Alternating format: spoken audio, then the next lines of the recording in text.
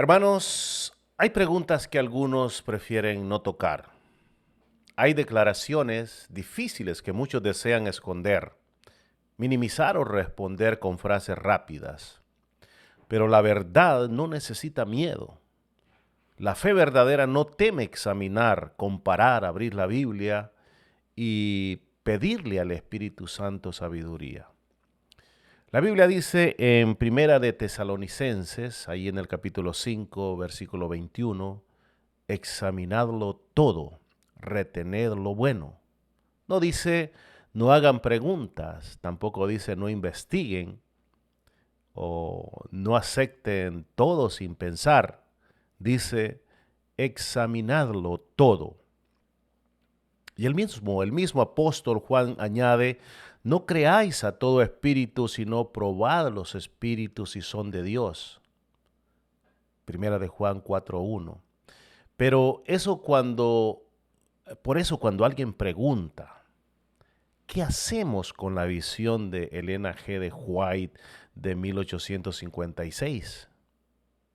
No debemos responder con enojo, ni con ataques, ni con temor.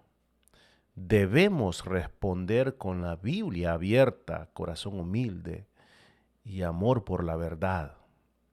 La pregunta es seria. En 1856, Elena White escribió que un ángel dijo acerca de los presentes en una conferencia, algunos serían alimento para gusanos. Y le dijo el ángel que algunos serían sujetos a las 7 plagas incluso, y algunos estarían vivos para ser trasladados en la venida de Jesús.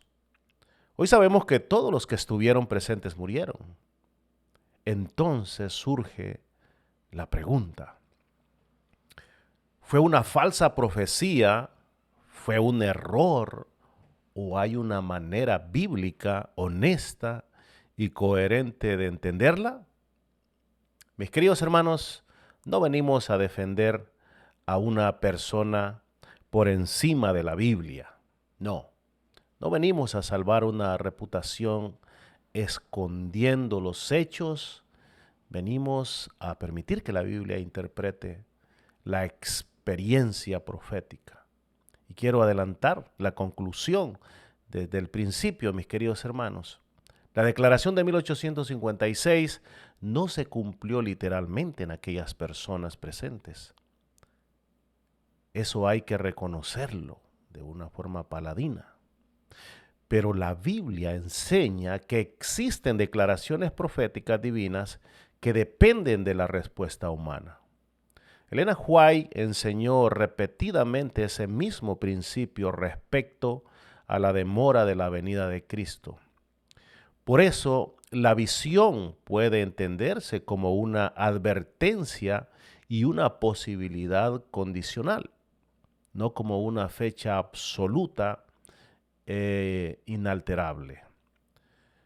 Pero para llegar a esa conclusión debemos caminar paso a paso.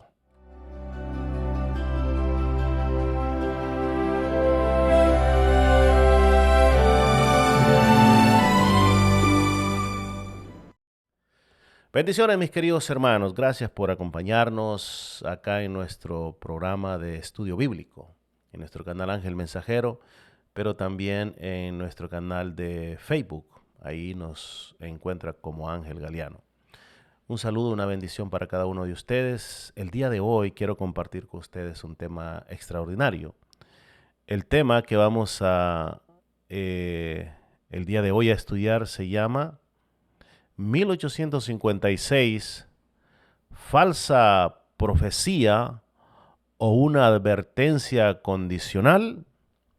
Bueno, eso estaremos viendo el día de hoy, así es que les invitamos para que se queden con nosotros en nuestro estudio aquí en nuestro canal. Esperamos no tengamos complicaciones con las tarjeticas que queremos presentarles a ustedes, y también le estamos invitando también para que se suscriba a nuestro canalito.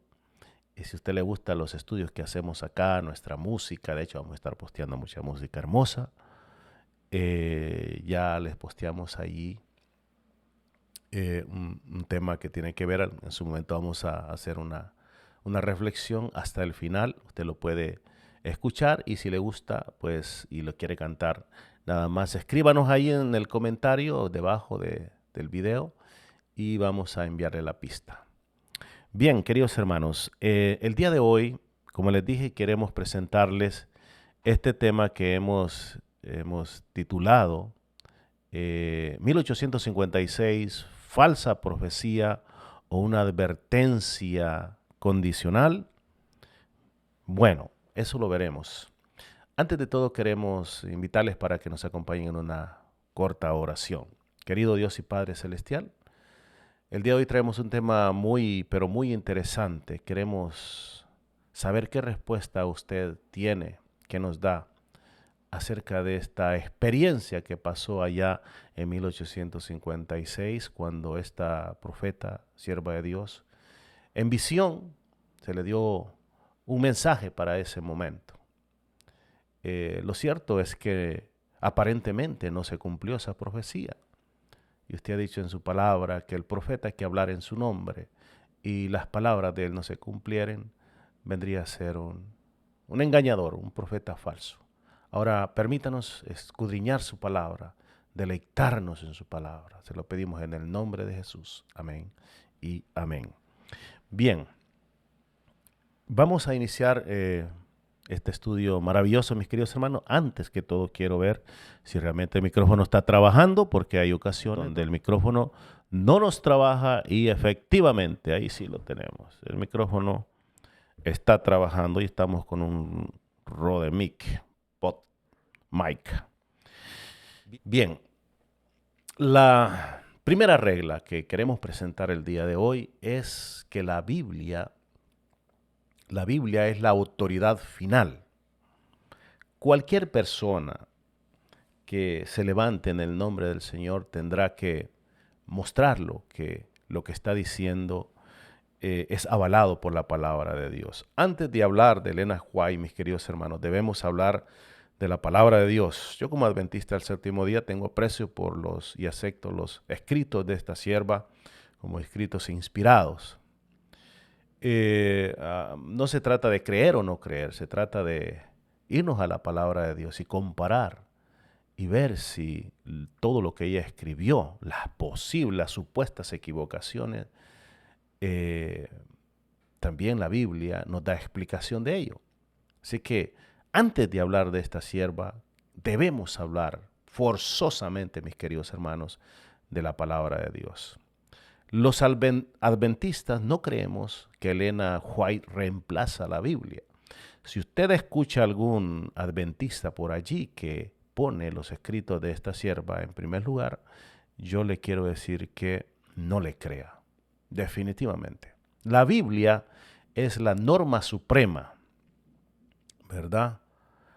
Toda visión, todo predicador, toda enseñanza, todo mensaje debe ser probado por las Escrituras, así como dice aquí en Isaías, en el capítulo 8, versículo 20, dice y declara: a la ley y al testimonio, si no dijeren conforme a esto, es porque no les ha amanecido, así dice la palabra de Dios. La pregunta no es, mis queridos hermanos, ¿cómo defendemos a Elena White a cualquier costo? La pregunta correcta sería: ¿qué principios bíblicos nos ayudan a comprender una declaración profética aparentemente no cumplida? Porque si la Biblia no permite tal posibilidad, entonces no debemos inventarla. Pero si la Biblia sí muestra que Dios puede anunciar algo que no se realiza de la manera inicial por causa de la respuesta humana, entonces debemos tomar ese principio en serio. ¿Ok? Así que les invito, mis queridos, para que se preparen a lo que viene.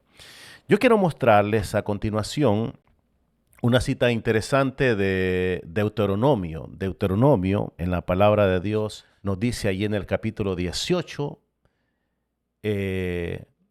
nos da pruebas del verdadero profeta.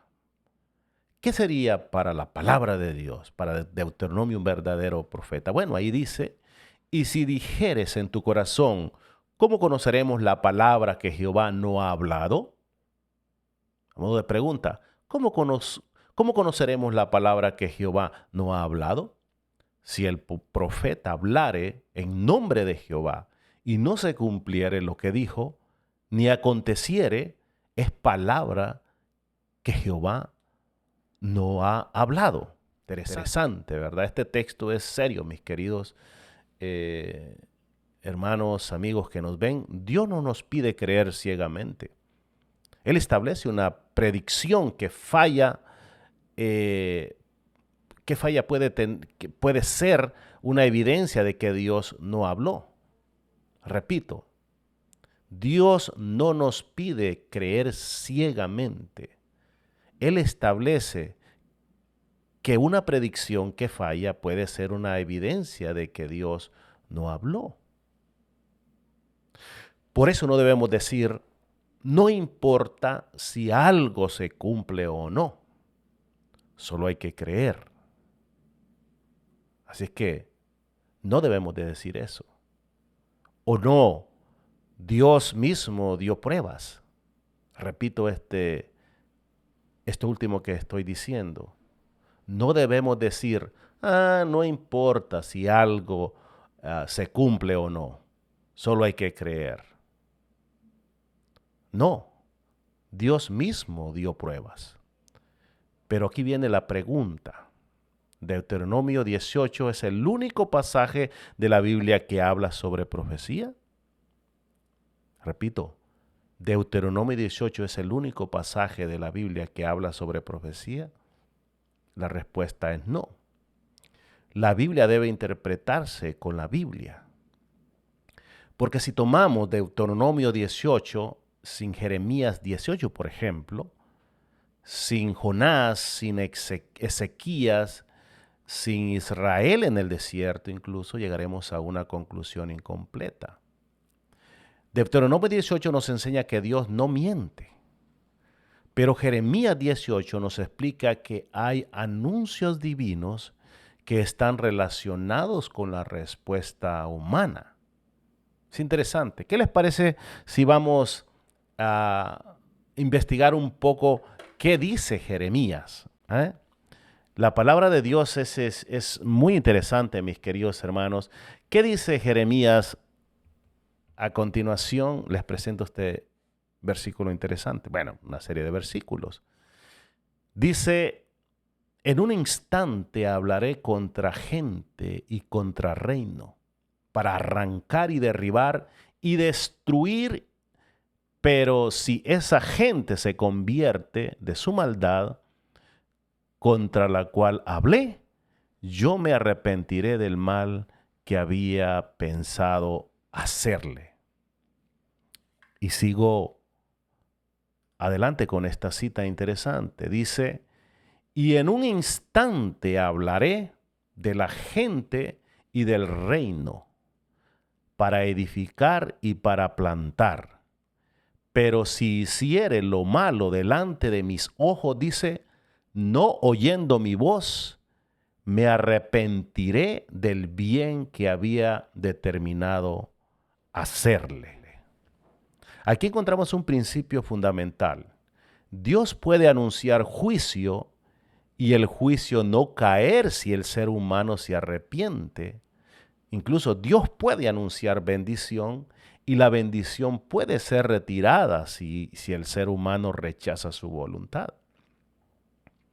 Esto no significa, mis queridos, que Dios se equivoca. Significa que Dios trata con seres humanos. Dios no es una máquina que programa un futuro sin considerar el arrepentimiento. No, la fe, la rebelión, la obediencia, incluso la misión y la respuesta moral de sus hijos, ¿verdad? No las programa Dios. Repito este concepto muy importante. Dios no es como una máquina que programa un futuro sin considerar el arrepentimiento. la fe, la rebelión, la obediencia, la misión y la respuesta moral de sus hijos. La profecía bíblica, mis queridos, no es solamente información sobre el futuro. Muchas veces es un llamado que busca cambiar el presente. Otro de los versículos y ejemplos de la palabra de Dios donde encontramos acerca del carácter de Dios está allí permítame presentarles este versículo, está aquí justamente en Jonás. ¿Qué pasó? Mire el ejemplo de Jonás. Esta era una profecía que no ocurrió literalmente, pero vino de Dios. Mire, Jonás 3:4 dijo Dios, de aquí a 40 días Nínive será destruida. Él no dijo, tal vez Nínive será destruida. Él no dijo, probablemente será destruida. Tampoco si se arrepienten, será destruida. Él dijo con claridad, de aquí a 40 días, mire, 40 días es interesante ese número. Un día vamos a estudiar el número 40. De aquí a 40 días Nínive será destruida. ¿Se acuerda? 40 días del diluvio. 40 días de ayuno. Y por ahí hay otros 40 interesantes. De aquí a 40 días Nínive será destruida. Pero Nínive no fue destruida al final de esos 40 días. ¿O sí? No. Entonces, ¿Jonás era falso profeta? No, definitivamente no. ¿Por qué? Porque Nínive se arrepintió. El pueblo ayunó, se humilló, dice la palabra de Dios, abandonó su violencia.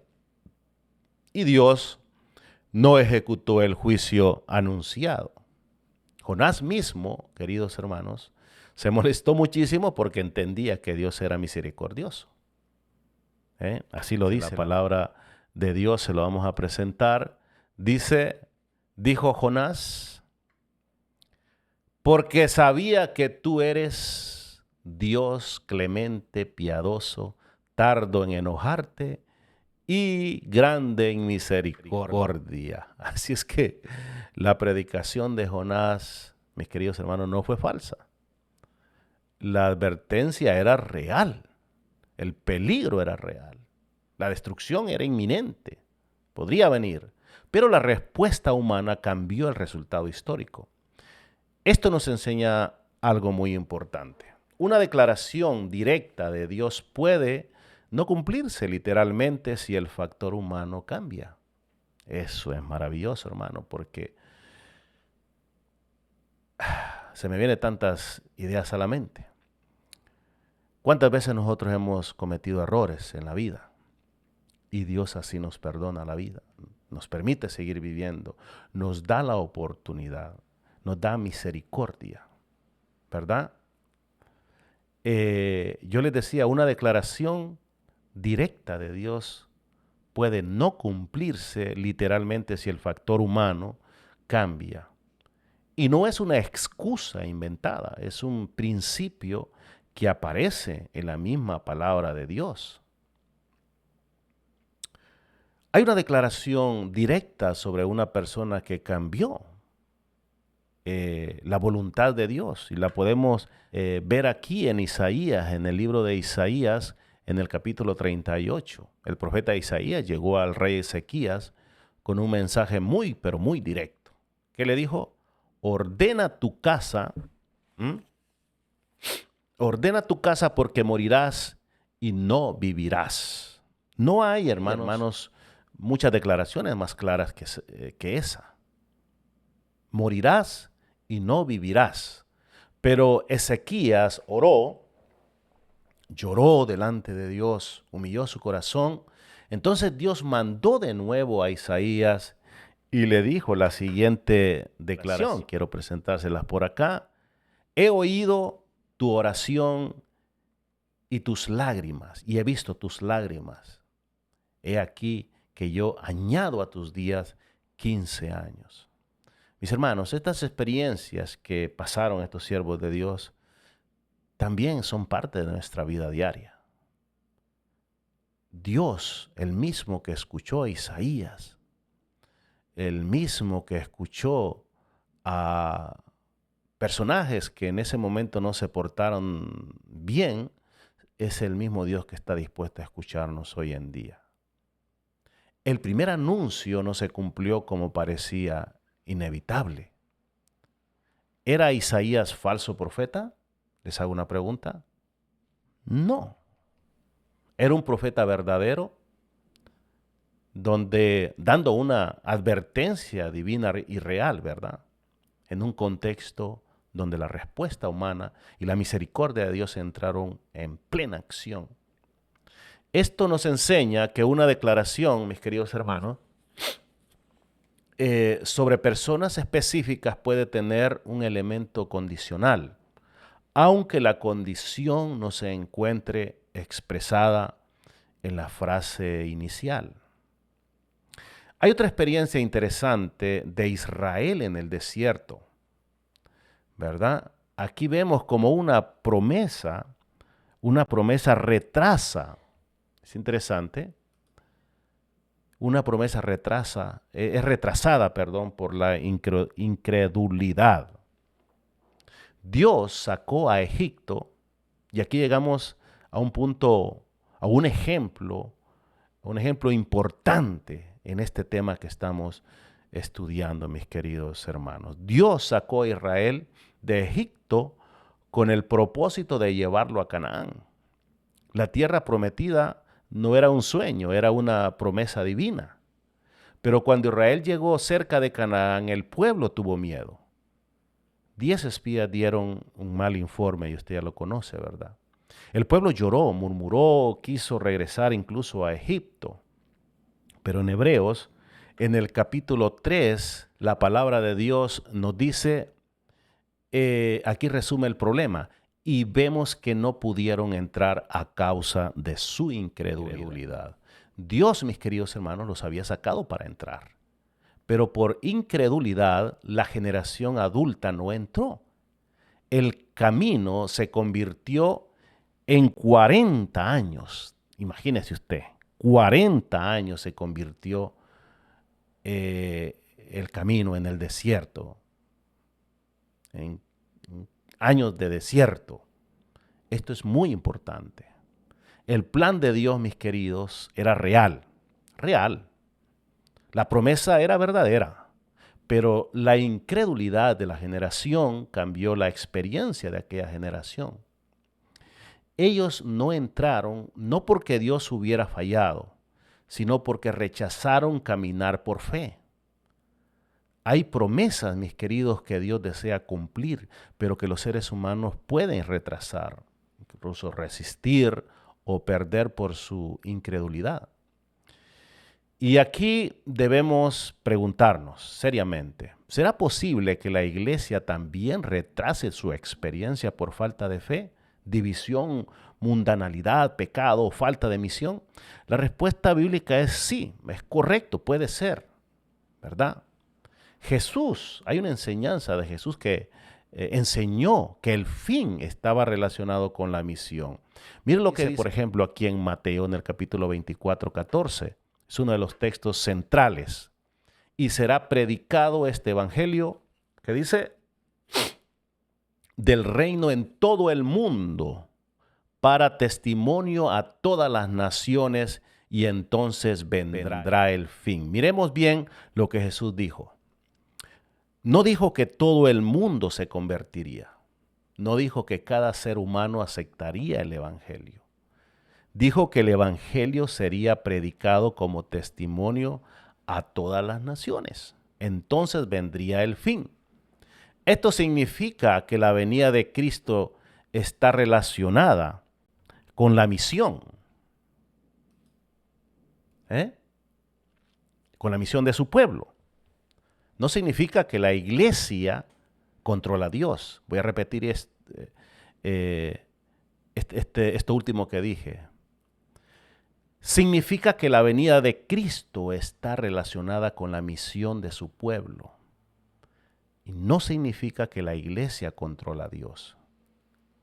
No significa que Dios ha perdido el poder. no significa que Jesús está esperando de forma así impotente, impacientemente. Significa que Dios, en su soberanía, decidió hacer de su pueblo un colaborador en la proclamación del Evangelio. Dios podría haber enviado ángeles a predicar a cada ciudad, pero Él escogió usar hombres y mujeres transformados por su gracia. Mire lo que dice Mateo 5:14. Vosotros sois la luz del mundo. Claramente el Señor nos dijo que nosotros pudiésemos hacer esa luz, que pudiésemos alumbrar el mundo, un poquito de alergia, con el Evangelio de Jesucristo. ¿Y qué de Mateo 28:19? Y dice, y hacer discípulos a todas las naciones. Este es un mandato divino que nosotros debemos de cumplir. El retraso no revela debilidad de Dios, en Dios, revela paciencia en Dios y responsabilidad en su iglesia. En el libro de Apocalipsis hay una cita muy interesante, allí en Apocalipsis versículo 14, mire lo que dice la palabra de Dios. Aquí presenta el mensaje final, ¿verdad? En los versículos 6 y 7.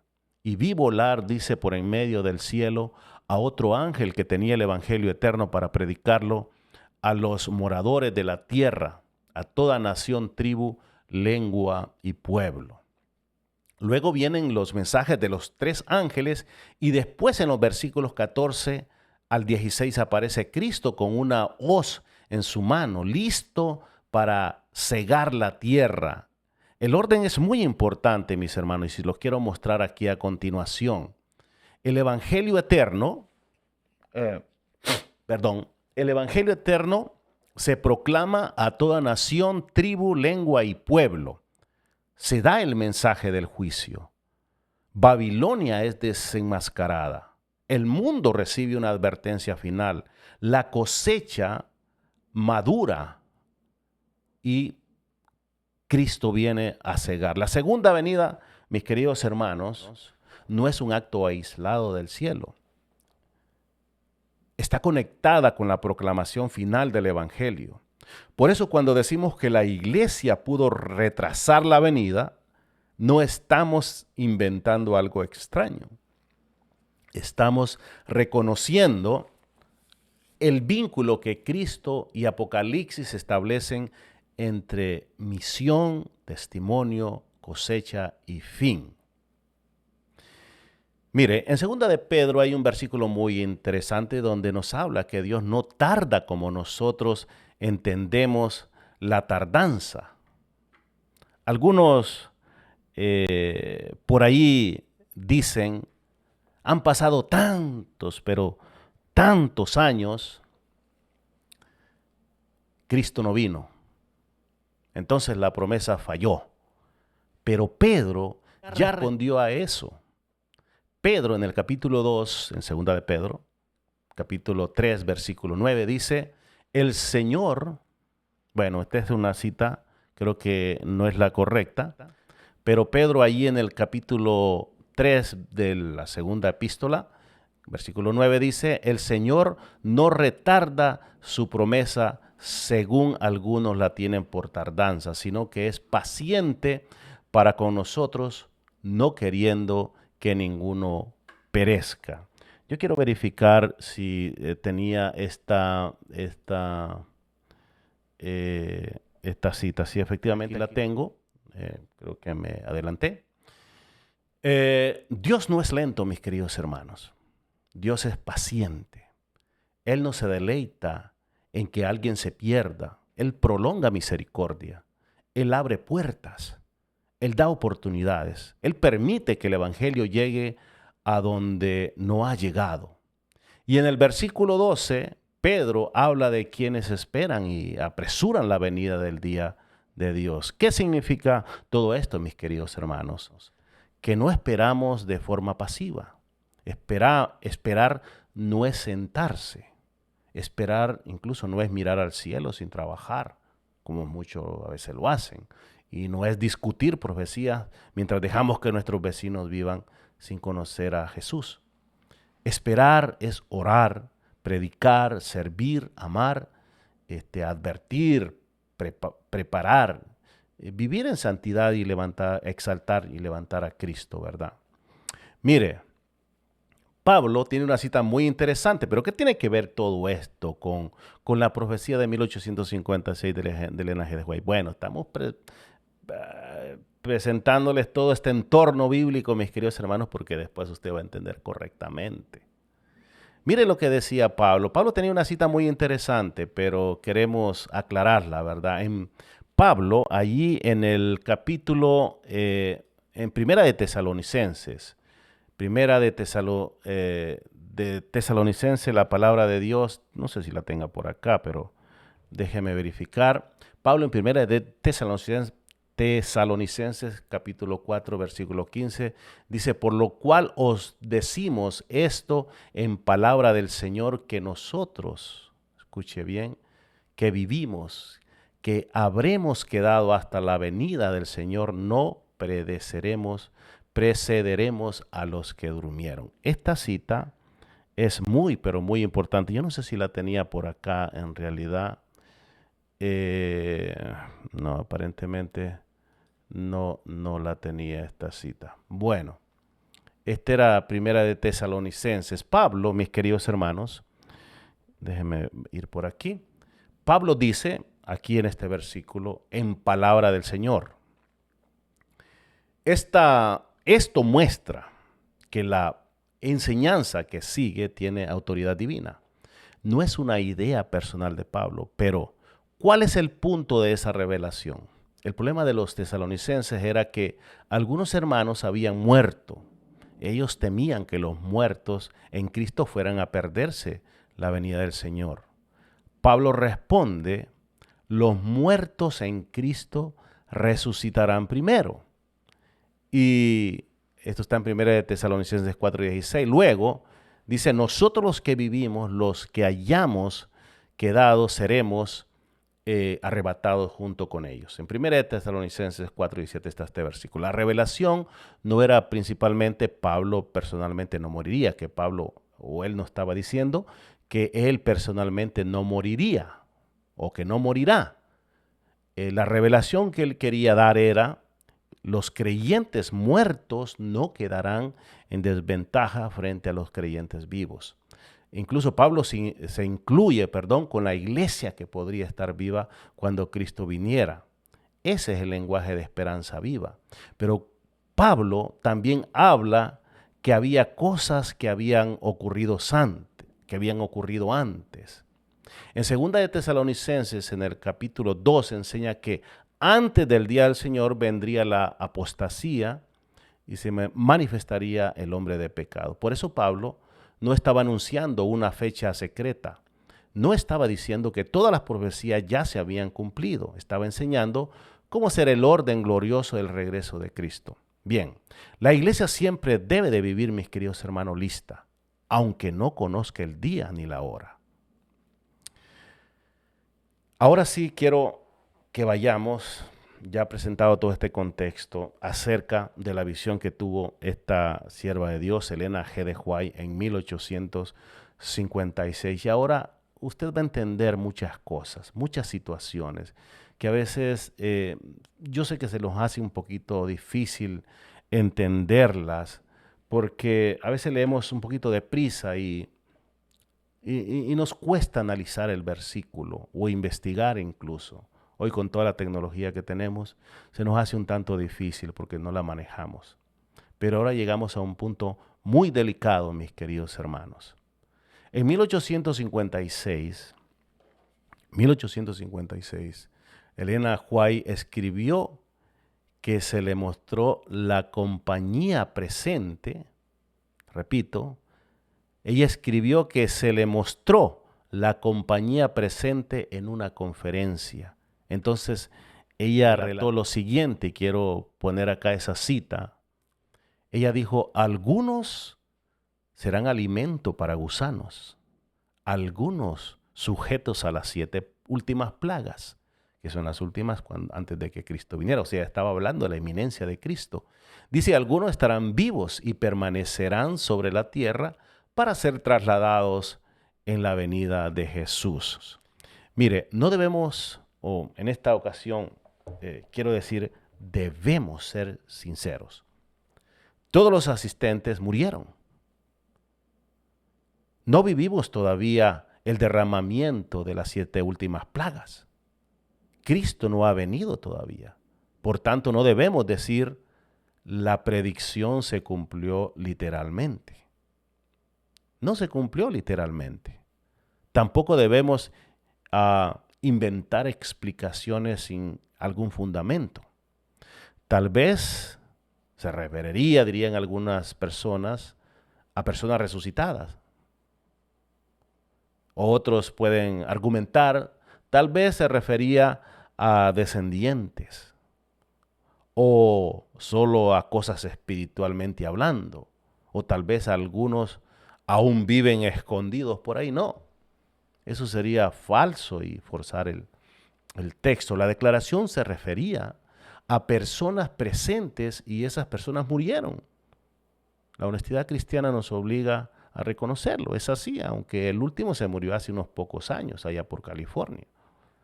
Pero en este momento ya no existe ninguno de esas personas, porque eso hace mucho tiempo. Pero, mis queridos hermanos, reconocer la dificultad no es renunciar automáticamente a toda la obra de Elena G. de White. La siguiente pregunta la siguiente pregunta que debemos de formularnos es, ¿cómo entendió ella misma la demora de la venida de Jesús? Bueno, el contexto de la visión es muy interesante. No era curiosidad cronológica, era preparación espiritual lo que ella trataba de transmitir a los presentes. Hay algo muy importante acerca del contexto de esa visión, de ese momento. Después de la declaración sobre los presentes, Elena White dijo lo siguiente, mire qué interesante. Elena White preguntó por qué tan pocos estaban interesados en su destino eterno y preparando su último cambio. Interesante. Ella preguntó por qué tan pocos estaban interesados en su destino eterno y preparando su último cambio. La visión continuaba con una reprensión contra el amor al mundo, la búsqueda de tesoros terrenales, la falta de abnegación, la imitación del mundo y la falta de preparación para el cielo, cosas que la vemos hoy en día en nuestras iglesias. Es decir, el centro de la visión no era entregar una fecha. El centro era despertar a una iglesia que estaba perdiendo su urgencia espiritual. La pregunta no era solamente cuándo viene Cristo, la pregunta era, ¿estamos listos para cuando venga Cristo? Porque una iglesia puede predicar que Jesús viene pronto, pero vivir como si éste nunca fuera a venir, ¿verdad? Repito, ¿estamos listos para cuando Cristo venga? Esa era la pregunta que quería transmitir ella.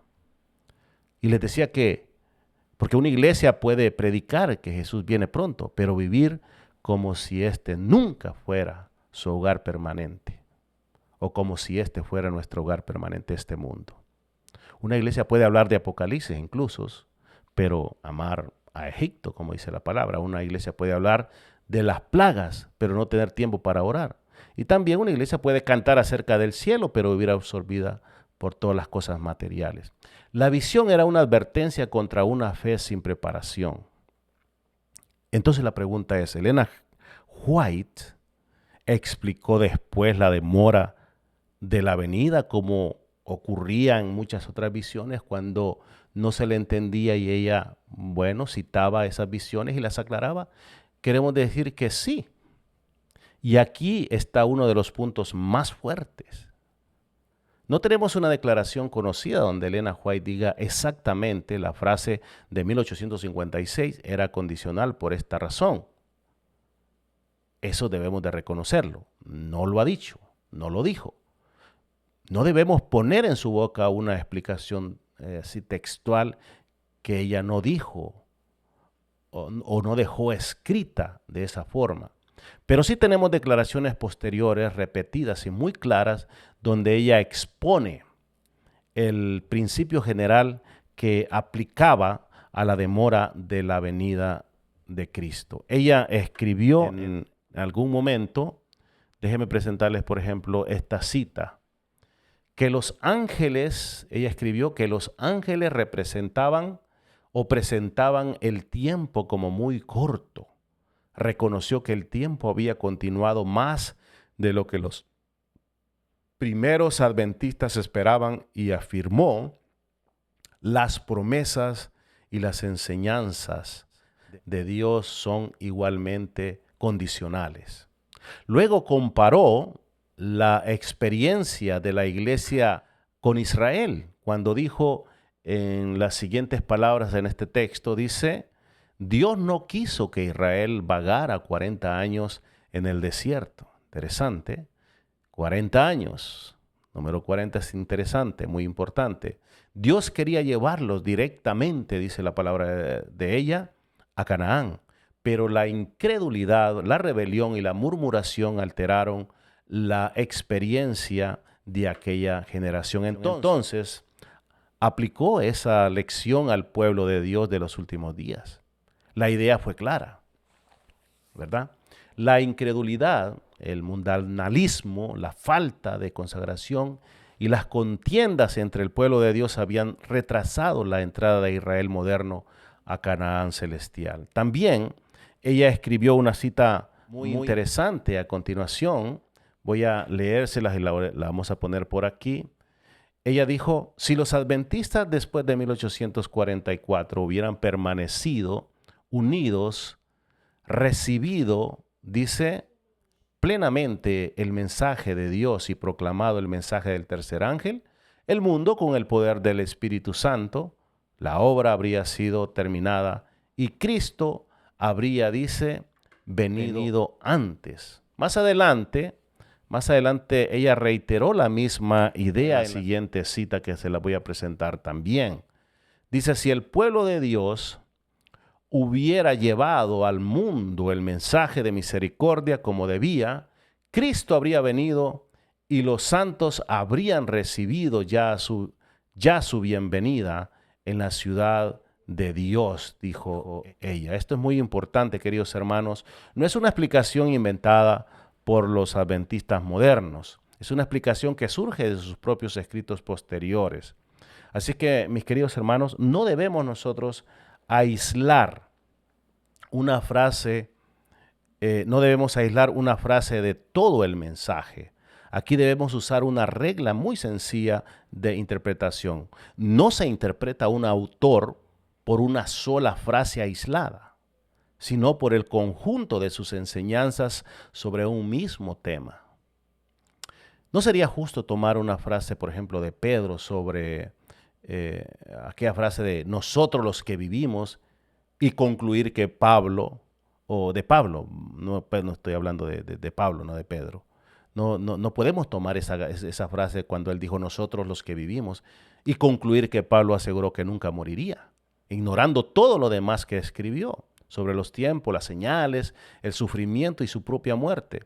De la misma manera, no sería justo tomar la frase de 1856 de Elena White y separar esa frase de todas las declaraciones posteriores de Elena White cuando dijo, muchas veces ella dijo lo siguiente, por ejemplo, yo tengo acá resaltado algunas expresiones, muchas veces dijo la condición espiritual de la iglesia, habló de la misión mundial, de la predicación del evangelio, el retraso de la venida, habló de la paciencia de Dios, el ejemplo de Israel en el desierto, la necesidad de la preparación, la realidad de que Cristo podría haber venido antes. Todo esto no significa que todo lo que ella escribió se aplique automáticamente a cualquier frase suya, no.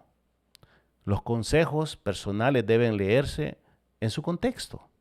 Las cartas particulares deben leerse en su contexto. Las reprensiones incluso locales deben leerse en su contexto. Pero cuando una persona repite por décadas y décadas un mismo principio teológico sobre la segunda venida, la misión y la demora, ese principio sí forma parte del marco para interpretar sus expresiones de inminencia. Entonces, para ir finalizando, mis queridos hermanos, el estudio se ha prolongado un tanto, pero es interesante. Yo sé que todo adventista del séptimo día querrá escuchar este estudio, y yo les invito para que le pongan atención y lo repitan cuantas veces sean, y hasta que ustedes puedan entender lo que nosotros estamos diciendo. Entonces, ¿cómo entender responsablemente 1856, esa expresión o esa profecía supuestamente fallida de Elena White? La expresión más coherente, bíblica y honesta sería la siguiente: Dios mostró una posibilidad real de pronta consumación. Algunos de aquella generación podrían haber permanecido vivos hasta la venida de Cristo si el pueblo de Dios hubiera respondido plenamente a la luz recibida, llevado el Evangelio al mundo y cumplido su misión en el poder del Espíritu Santo. Pero la iglesia no respondió como debía. Y quiero presentar algunos puntos importantes. No hubo división. ¿Qué digo? Hubo división en ese entonces. Muchísima, ella se quejaba demasiado entre el pueblo de Dios. Hubo mucha incredulidad. Hubo mucha mundanalidad como lo hay hoy en día. Hubo mucha falta de consagración. Hubo una obra misionera que no avanzó como Dios deseaba. Y la historia se prolongó.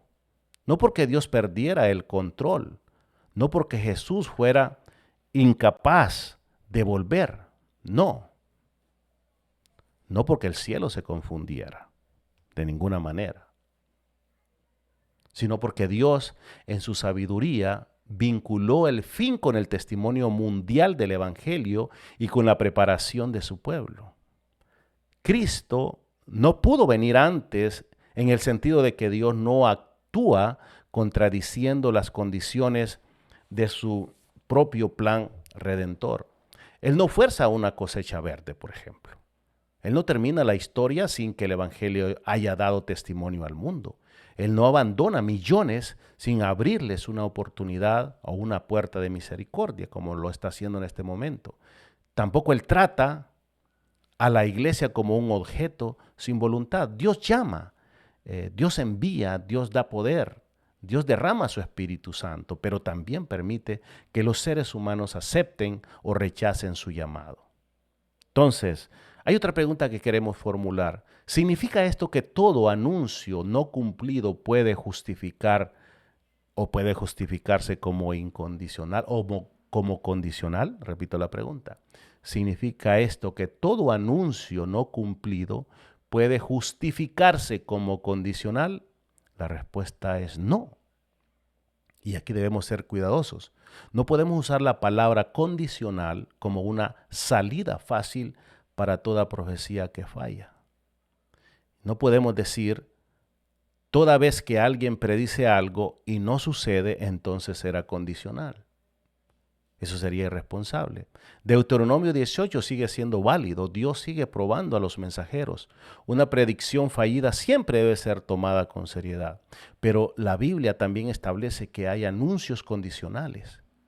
Por eso la pregunta que debemos hacernos debe ser: ¿la Biblia contiene el principio de condicionalidad?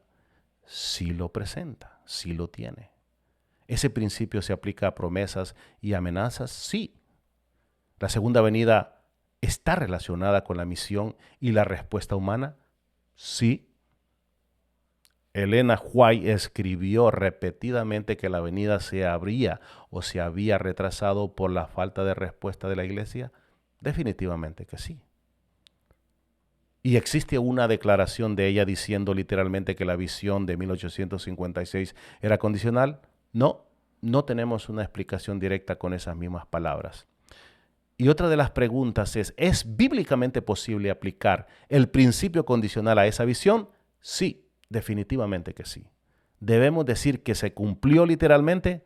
No se cumplió literalmente. Esta es la posición más equilibrada que podemos encontrar. No escondernos o no esconder el problema. No exageramos la respuesta. No atacamos por atacar. No defendemos por miedo. Dejemos que la Biblia establezca el marco. La pregunta final que queremos llevarles, mis queridos amigos, en este tema no es solo qué pasó en 1856. Hermanos, podemos estudiar 1856 durante horas, podemos leer libros, podemos comparar citas, incluso podemos discutir con críticos, investigar cada detalle histórico, pero Cristo nos hace una pregunta más profunda. ¿Qué estáis haciendo tú con el tiempo que te he dado? Porque podemos tener la respuesta correcta sobre una visión y sin embargo estar espiritualmente dormidos. Podemos defender el don profético y no vivir preparados para la profecía más grande, que es la venida del Señor Jesucristo. Incluso podemos discutir sobre si el fin puede haber venido antes, mientras nosotros mismos retrasamos nuestra obediencia. ¿Cuántos de los que estamos viendo este mensaje decimos, algún día voy a estudiar la Biblia más seriamente? ¿Cuántos dicen, algún día voy a arreglar mi hogar? ¿Cuántos a veces decimos, algún día voy a dejar ese pecado? ¿Cuántos decimos, algún día voy a perdonar? ¿O algún día voy a predicarle a mi vecino? Yo tengo un vecino por ahí que necesito predicarle. ¿Y cuántos diremos, algún día voy a entregar mi vida por completo a Cristo? El gran peligro no es solamente que Cristo tarde. El gran peligro es que nosotros sigamos aplazando nuestra entrega. La demora de Cristo es misericordia, mis queridos. Pero la misericordia no debe convertirse en excusa para seguir igual. ¿Cuál es el llamado de Dios para esta generación? Mateo 24, mis queridos hermanos, sigue vigente. Apocalipsis 14 sigue vigente. La misión de los 3 ángeles sigue vigente. Vamos a predicar, de hecho este canal se llama El Mensajero. Vamos a predicar el mensaje de los 3 ángeles. Incluso la preparación personal sigue vigente. La santidad, la evangelización, la oración, la unidad de la iglesia sigue vigente. La predicación de Cristo crucificado, resucitado, intercediendo por nosotros allá en el santuario celestial y viniendo pronto, sigue vigente. No sabemos el día ni la hora, pero sí sabemos nuestra obra. No sabemos cuándo terminará la historia, pero sí sabemos cómo debemos vivir mientras esperamos. Quiero presentarles una cita muy interesante que aparece en Mateo 24:42. Dice, velad pues, porque no sabéis a qué hora ha de venir nuestro Señor. Y Pedro dice en este versículo que les presento a continuación, dice, ¿qué clase de personas debéis ser vosotros en santa y piadosa manera de vivir? La respuesta, mis queridos hermanos, no es miedo. La respuesta es preparación. La respuesta no es especulación, sino misión. No es poner fechas, es vivir listos y preparados. La respuesta no es defender doctrinas sin amar las almas. La respuesta es llevar el evangelio eterno a cada persona que Dios ponga en nuestro camino. Que Dios nos pueda bendecir, mis queridos hermanos. Espero que este asunto haya quedado lo suficientemente claro, porque hay muchos adventistas del séptimo día que titubean cuando nos hablan de algunos puntos álgidos en nuestra doctrina o que están relacionados a esta sierva de Dios. Por cierto, hay muchas otras acusaciones que vamos a traerlas aquí a nuestro canal. Vamos a hacer una lista ahí, una playlist en nuestro canal que se va a llamar Objeciones a Elena G. de White, algo así. Y usted podrá entender realmente que Dios ha dado un mensaje claro a la Iglesia Adventista del Séptimo Día. Yo les invito a usted, si usted no es o no corresponde, no pertenece a nuestra denominación, yo le invito para que eche un ojito, un oído, por llamarle así, a la Iglesia Adventista del Séptimo Día. Es una iglesia maravillosa, con un mensaje espléndido para el último tiempo, el mensaje del Evangelio eterno, el mensaje de los tres ángeles, el mensaje del santuario. Es extraordinario, mis queridos hermanos. No lo va a encontrar en muchas otras denominaciones a las cuales amamos muchísimos y sabemos que en el último tiempo ellos se habrán de enterar de esta verdad, porque el Evangelio debe ser predicado completo a toda nación, tribu, lengua y pueblo y a todas las iglesias.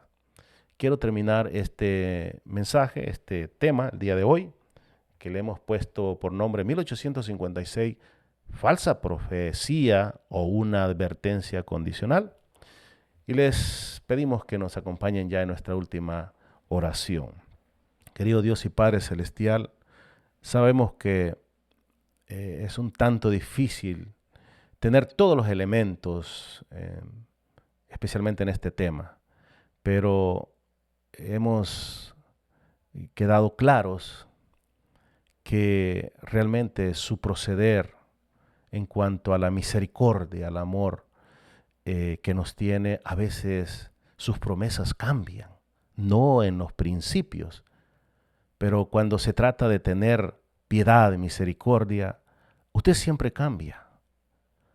Vemos los relatos en la palabra de Dios cuando muchas veces trajo o expresó algún tipo de sentencia sobre transgresores, personas que estaban en ese momento llevando tragedia, llevando pecado a la iglesia, a su pueblo. Pero al ver su arrepentimiento, usted desistió de traer castigo y destrucción, porque sabemos que usted es un Dios de amor, de misericordia.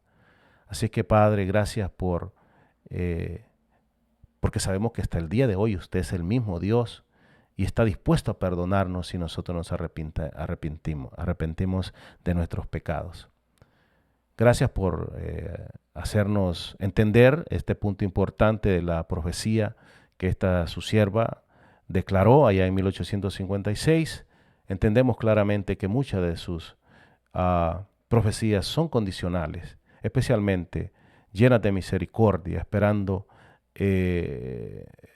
la posición o esperando el arrepentimiento de sus hijos. Padre, que nosotros tengamos ese espíritu siempre, que cuando pequemos, cuando nos rebelemos contra usted, inmediatamente volvamos y le pidamos perdón y nos convirtamos, porque usted estará listo para cambiar la sentencia y darnos otra oportunidad. Gracias por este mensaje, gracias por su palabra. En el nombre de Jesús lo agradecemos. Amén y amén. Gracias, mis queridos amigos. Seguimos en el estudio de su palabra. Espérenos muy pronto con otro tema, igual o diferente. Que Dios les bendiga.